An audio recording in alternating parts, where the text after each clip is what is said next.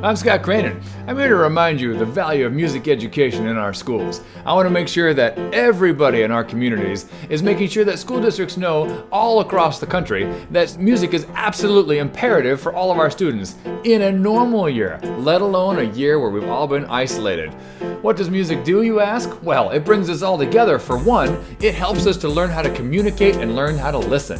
Not only that, you get language acquisition. You learn to get to interpret a set of symbols and create them into meaning. This helps with everything to do with reading and writing and comprehension in all other subjects. You want more? Well, there's plenty. This is incredible brain nutrition. Let's talk math, shall we? We've got to move this bow across a string. Now, not only just on one plane, but on multiple planes. So you're dealing with angles, weights, and speed. You're dealing with all sorts of fractional divisions as you move across the bow. While doing that, you're interpreting rhythms on the page. On the page, meaning that if I have a quarter note, I might have one beat to play with my left hand. But if there's a slur, all of a sudden the rhythm changes for one of my arms. So I'm dealing with a half note to quarter note ratio. Or maybe there are 4-note slurs, so I have a whole note or 4 beats of motion in one of my appendages while the other one has to manage it individually. Or maybe a combination of the two.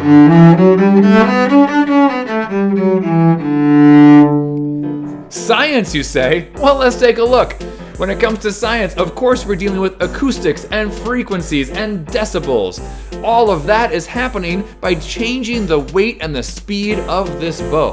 That is all interpreted by listening. We have to have an inner monitor. We are constantly managing the sound we're producing and then adjusting it. If I use too much weight, it sounds pretty amazing. If I don't use enough weight, it also sounds pretty amazing. If I play too close to the bridge, you get a special sound. If you play over the fingerboard, you get a different sound.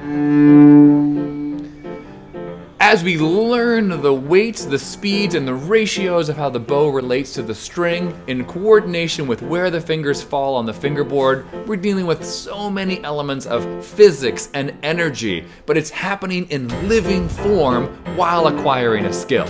You want history? Well, these things have been around for hundreds of years. When you heard that lovely Bach piece, we're talking 300 years ago.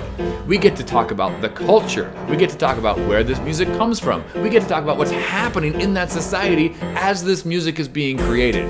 It connects us. It is part of who we are as humans. Music has made every situation more dynamic, more interesting, more thoughtful and meaningful. A wedding with no music? Interesting experience. But also memorials and funerals and moments of remembrance. Graduations, birthday parties, concerts, music, art, and dance. It is part of who we are as a species, and we simply must offer it to our students in the public schools for them to be their very best selves. So I'm dealing with sound, I'm dealing with sight, and I'm dealing with a kinesthetic connection to an instrument. Now, all these things are incredibly important individually, but collectively, that's some of the stuff you get to do if you pick up an instrument and you learn to play it. And you know, it doesn't hurt to feel good and to feel happy, and in the meantime, learn a skill and share that with others. So for me, it's a no-brainer. Music education. It's good for the brain, it's good for the soul. And who doesn't love to hear solo Bach suites?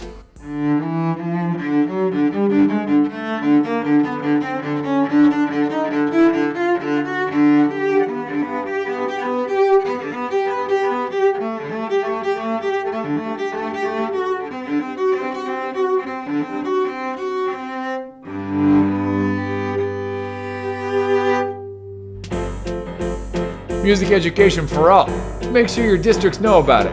Have a fantastic day. And if you do happen to play one of these things, remember, you practice every day, by the end of the year, you'll be taller.